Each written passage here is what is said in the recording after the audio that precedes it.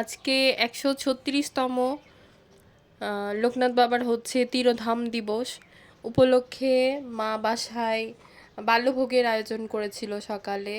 তো এখানে আমি শ্বশুরবাড়িতে আসার পর থেকে দেখছি যে লোকনাথ বাবার তিরোধাম দিবস উদযাপন করা হয়। তো আগে আমাদের বাসায় করা হতো না, তো ফার্স্ট টাইম আর কি করলাম। তো এখানে সকালে বাল্যভোগে ছিল এক সেদ্ধ মানে ভাত, আতপ চালে হচ্ছে মুগ ডাল ছিটিয়ে আলু কুচি করে ঘি লবণ দিয়ে এটা হচ্ছে ভোগ রন্ধন করেছিল মা। তো সেটাই অর্পণ করা হয়েছে, সাথে হচ্ছে আম, লিচু, কলা আর লোকনাথ বাবার প্রসাদে মিছরি দেওয়া হয়, ওই মিছরিটা দেওয়া হয়েছিল।